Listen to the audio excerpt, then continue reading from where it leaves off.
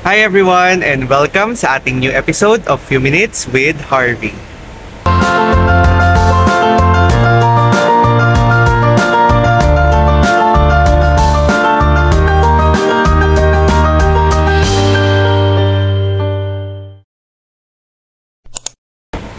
Hi guys! So it's our day 2 here in Berlin, Germany, and this is our last day here in Berlin. So for tomorrow, pupunta na kami ng Dresden and kikitain na namin si Majoy. So ang oras ngayon ay 8:36 in the morning. 1 hour advance dito compared sa UK and 7 hours behind from the Philippines. So kung bago ka lang sa ating channel, do not forget to like, comment, share, subscribe, and pakihita din ang notification bell for you to be updated on our latest uploads. Actually guys, kanina pa ako ready. Sobrang tagal lang nung dalawang kasama ko. Partida at nauna pa silang gumising sa akin. So nakatago lang ako dito sa likod ng kortina. At andyan silang dalawa, nag-aayos pa rin up until now. And so for today, sama ko muna kayo dun sa baba dahil may free breakfast dito sa hotel. I'm not really sure kung ano yung kasama doon, kung buffet ba siya or what. Pero hopefully buffet para makarami tayo ng kain and makaless tayo ng gastos sa labas. And then, uumpisahan natin mag-tour ng isang buong araw sa mga tourist spots na pwede nating mabisita. So yung yesterday kasi laid back lang, na-upload ko na siya guys. And bago nyo pa ito makita, of course, napanood nyo na siguro yon. And ngayon ay medyo mapaaraw. Hopefully umaraw talaga. Kung hindi man umaraw, wag lang sana umulan. So update ko kayo guys. Pababa na rin kami sana. So update na lang natin kayo sa pagkain kung ano yung component ng food sa baba. Update ko kayo.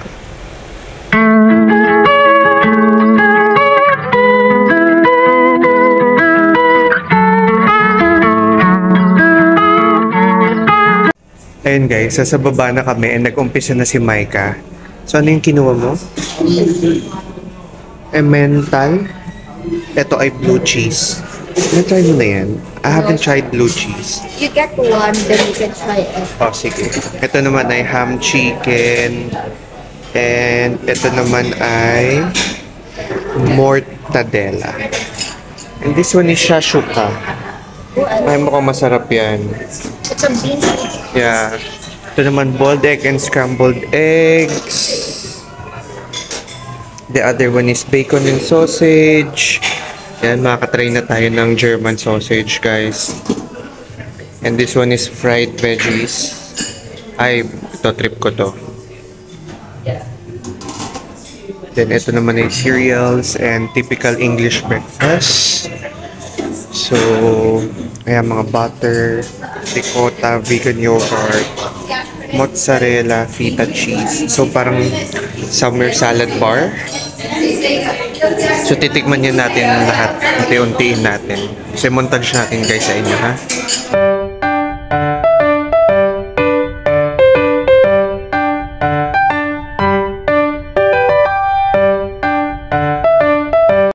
Ito yung pagkain natin guys. Kinuha natin lahat ng portions para matikman natin siya. Gumawa rin tayo ng salad-salad. Kahit na hindi siya ganun ka-perfect. Kay Micah naman kwaso. Tsaka yung iba ding bits. And kay Diana, salmon. Salmon yan, no, right? And kumuha rin siya ng mga meats. So ayan, kain na muna tayo guys. Good morning! Ayan, nakalabas na kami ngayon guys. At papunta na kami somewhere else. Totally wala pa akong idea. Nasilip ko lang yung itinerary pero hindi ko siya nasa ulo katulad ng sa France. Kasi sa France medyo madali lang eh. Kasi madali siyang intindihin. Pero yung dito hindi. So medyo nagtagal-tagal na kami dito. So medyo nagigets na namin. So Monster Baby ulit kami sa bababa. Sa Monster Baby ulit. And alam niyo ang maganda lang dito sa Germany, sobrang parang kalmado lang sila. And mabait sila. Sila daw yung maganda. Okay, ano muna natin, tanggalin ko ako din i-outfit check natin sila.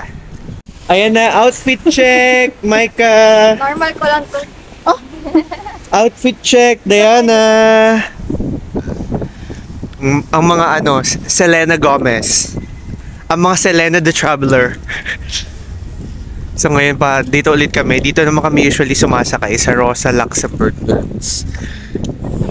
Then sa underground kami bababa. Siyempre, underground. Stupid. Bago sa Monster Baby ulit kami. Okay, cut muna natin.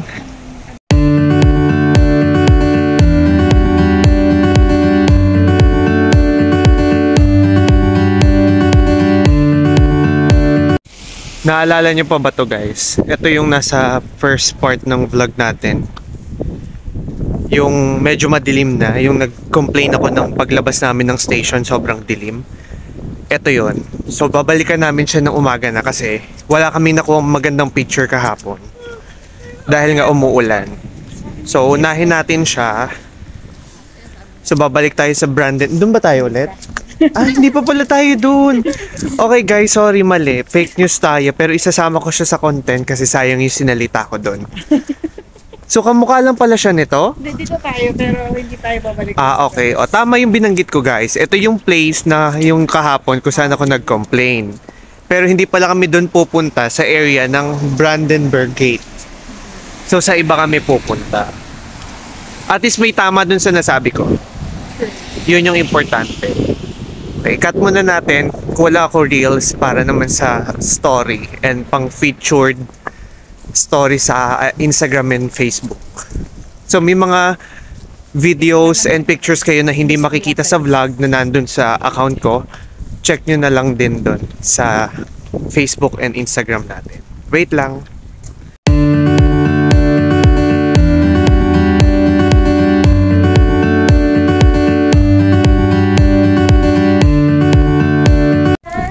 Just for me, underneath the Christmas tree. I'll be Santa, that's my only wish this year.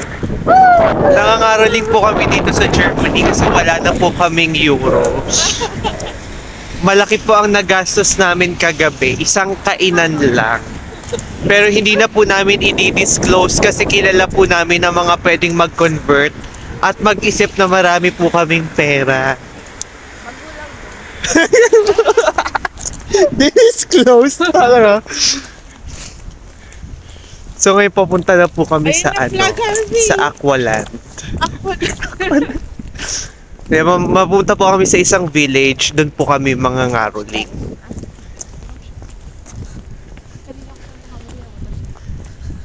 Saan ba tayo papunta?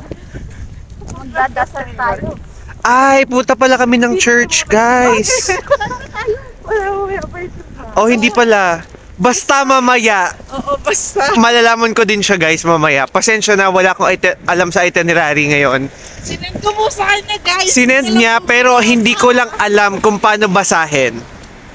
Okay, ipapaskill natin siya sa mga dulong vlog kapag nakompleto na natin yung tour. Pero for now, hindi muna.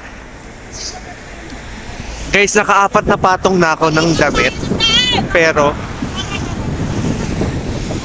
sobrang lamig pa din. Yung isa, nag-a-ask politely, baka gusto mo magpalit tayo ng jacket. Kasi akala naman ni Diana, nahihirapan palang maghubad. Yung pala nilalamig na pala kasi siya. Kasi nakapalda silang dalawa. Pero si Micah yung pinakamaikli yung palda. Kasi kaya niya daw. Kaya niya daw kasi. Yeah. Kaya niya daw po yung lamig. Forma daw. So siya pa yung nagsabi ng comfort before style. Bago ngayon, ayan. Style before comfort daw siya. Ayan, napapalag. Manika, Harvey, manika. Mind over, matter. Mind over matter. Mind over business. Or mind your business. Okay, cut muna natin, guys. 2 minutes na rin. Up until now, guys, hindi ko alam kung nasaan kami. Pero alam ko lang nandito kami sa Berlin High Flyer. Kasi nakikita nyo sa unahan. Pero itong area na to parang car show area daw to, sabi ni Diana. So, syempre, ayan, puro car. Makikita nyo, puro kotse siya. So pupunta kami doon mamaya after nito doon sa isang point, yung dating partition ng West and East. Kung saan, yung para siyang sa South Korea daw na, South and North Korea. If ever na mag-cross ka, parang babarilin ka bigla. Before yun ha. Nung hindi na ngayon. Kasi kapag nangyari ngayon, baka hindi na to na-post guys. So magpipicture muna kami dito. Magtitake lang din ng konting videos. Then i-update ko kayo guys.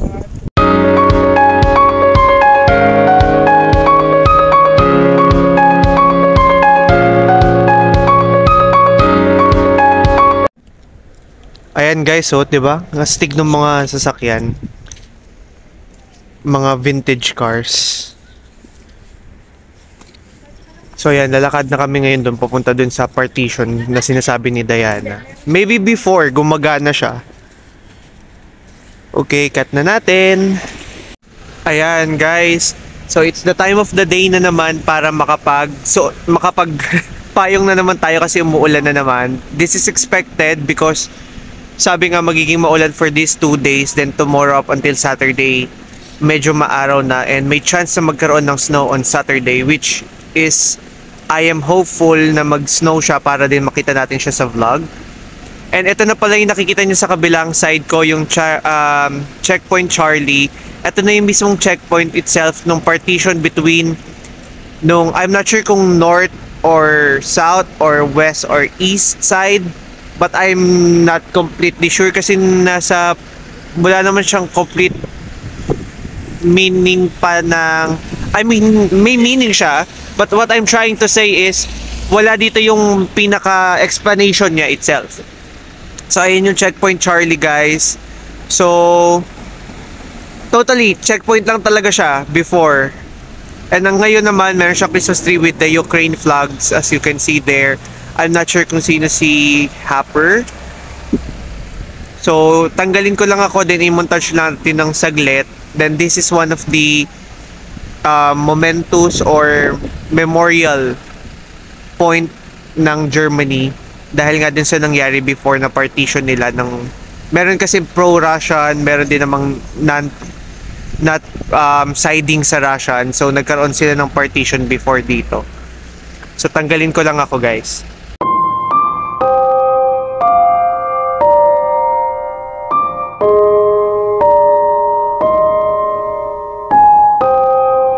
Okay guys, may kasagutan na. So east and west pala, hindi north and south. Yung East. Ang may-ari ng East Russia. Ang may-ari ng East Russia and then? Ang may-ari ng West. US, UK, tsaka US, UK, and France. Ang west. Yung Checkpoint Charlie. Kaya so, Russian yung nasa harap. Pag pumunta ka sa kabilang side, American yun lang sa kabila. So ito yung itsura niya before. Then yung pinakita ko sa inyo kanina, yun na yung itsura niya ngayon. May Christmas tree na, yun lang yung naiba. And may mga McDonald's na and KFC. Charis. So yan yung difference. Yan yung itsura niya before, guys. Before ang part non Russia, then itong side na to daw, US, UK, and France. Sila yung magkakasama before. So ito na yung pinaka-explanation niya. Andito lahat yung in details nun at kung sino-sino yung mga tao na involve or may importance doon sa history na yon. So if ever guys, ayun yung Checkpoint Charlie, tatawid lang kayo, then meron ditong parang isang space on where you can read everything about it. So if ever magkaroon kayo ng time na bumisita and if you're passionate enough to know about the history, might as well go here so you can understand everything. Although I don't have any idea kung ano to, pero it's nice to know, diba? Kasi since visitor tayo dito, at least we got the chance to know what's the story behind sa mga nangyari sa kanila before. Since mostly naman kasi ng European countries, ganun yung lagi yung datingan. History about sa ganito, sa mga naging issue before, paano nila solusyonan and everything. So, ayan yung itsura niya.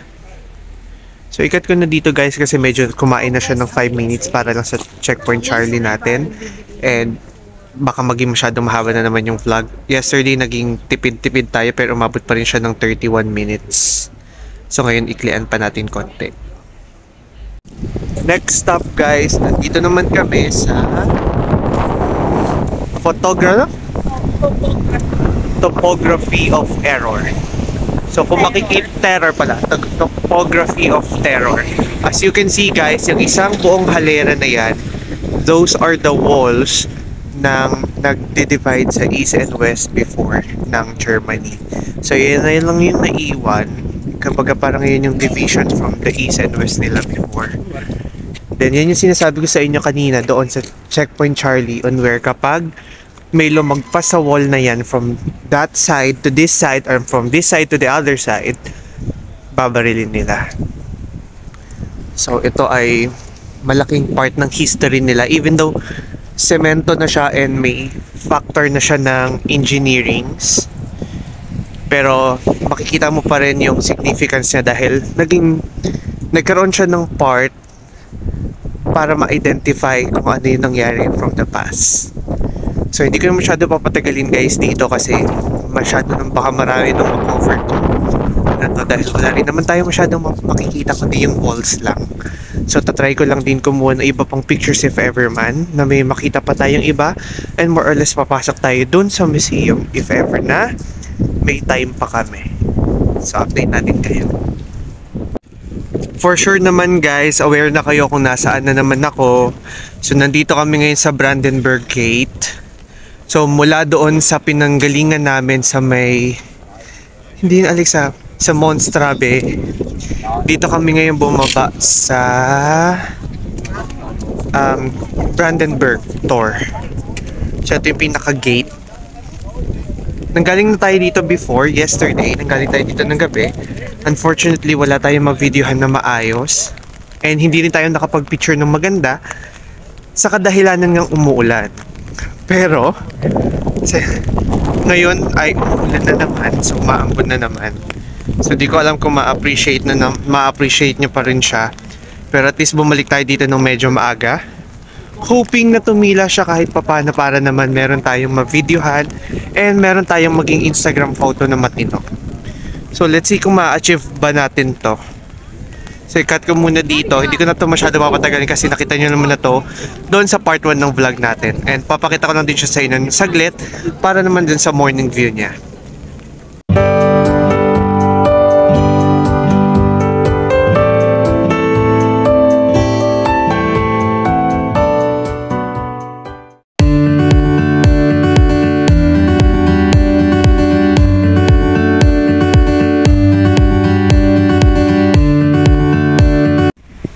Andito na kami ngayon guys sa may Berlin Art Market at saka dito sa may isang church. I'm not sure kung anong church siya, pero grabe, sobrang ganda niya. Hindi ko muna siya papakita sa inyo kasi medyo malayo pa ako.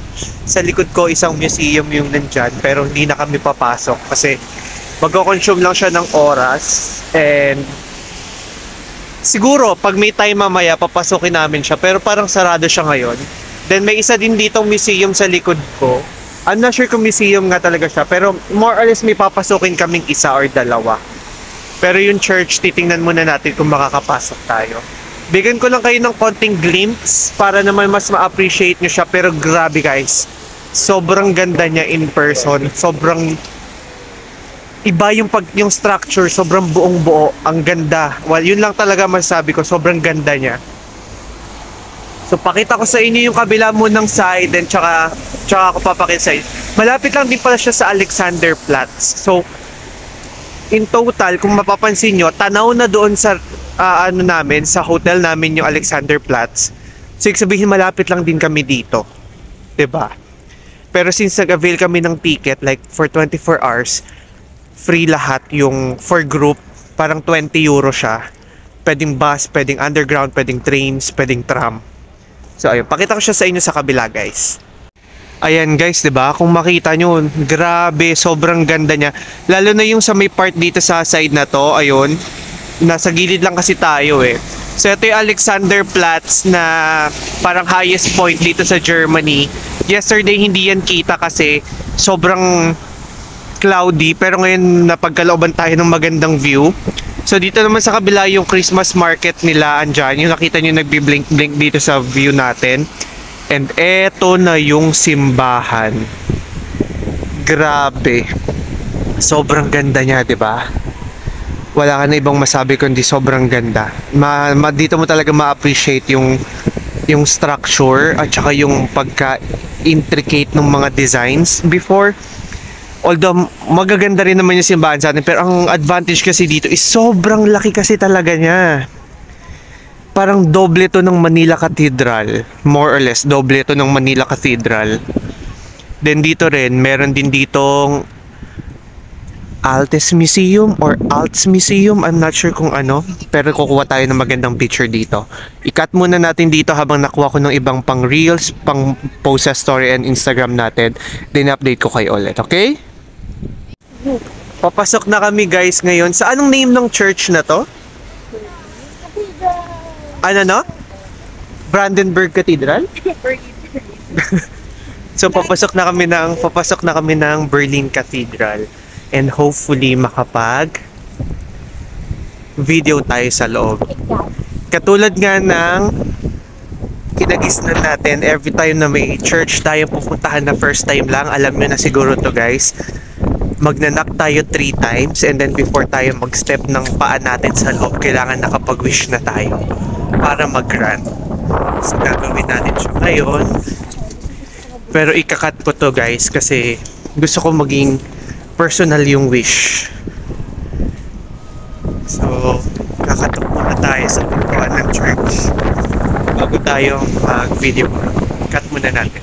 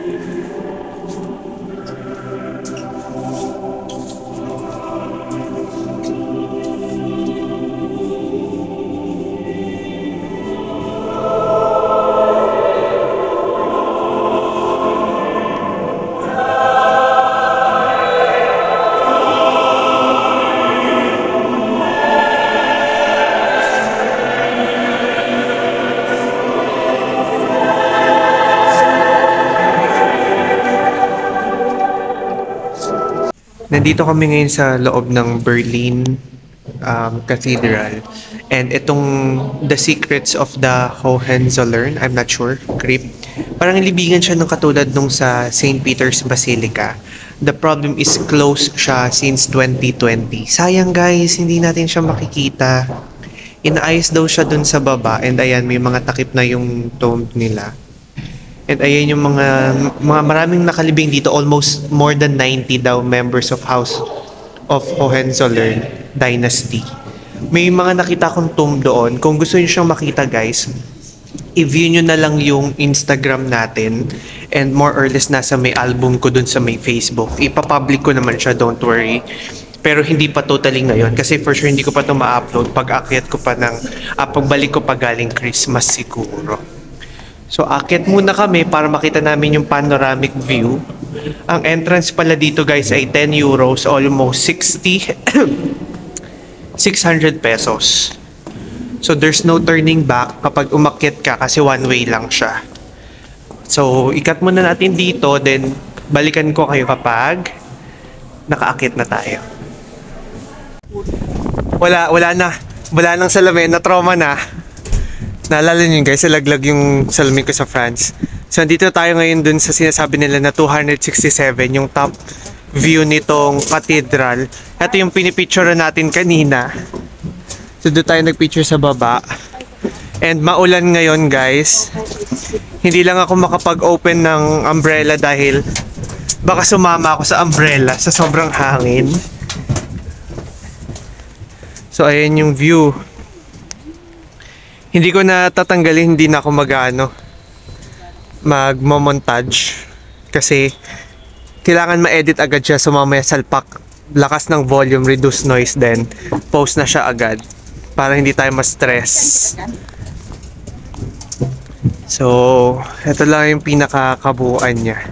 So, totoo yung sinasabi nila na isa lang ang format ng Europe. Isang magandang church, isang monument, isang iconic stop, and then may river sa unahan, which is same din na nangyari sa UK. London Eye, Big Ben, yung river, then yung London Bridge. Then may museum na malapit. Same with France, Eiffel Tower, Seine River. So same lang silang itsura nung nasa Europe talaga. So ikat muna natin dito kasi basang-basa na yung phone natin, pati tayo. Sorry guys, hindi na ako nakapag-vlog kanina kasi hirap na hirap kami dahil sobrang lakas ng ulan. So nag-decide kami pumunta dito sa Mall of Berlin dahil ito lang yung enclosed area. Gusto sana namin mag-Christmas market pero sabi namin mamaya na. Kasi mamaya pa daw titigil yung ulan ng 4:30 up until in the evening na ng 10 o'clock. So dito muna kami maglilibot sa Mall of Berlin. Nahanap lang kami dito ng food court. And then magbo-vlog pa rin naman tayo mamaya para naman sa Christmas markets. So update ko kayo since mostly naman dito yung parang American brand. And tingnan niyo yung Christmas decor nila. It's giving. Hindi ko lang alam kung na-appreciate nyo siya dito. Pero dito kasi sobrang ganda ng ano niya, ng register ng kulay sa mata. Kinabog niyo yung SM. So dahil dyan, ikat muna natin yung video pag nasa food court na tayo, tsaka na lang tayo ulit mag-umpisa mag-vlog. Kasi nakastay lang kami sa isang area sa information kasi naghahanap kami kung saan kami pwedeng kumain.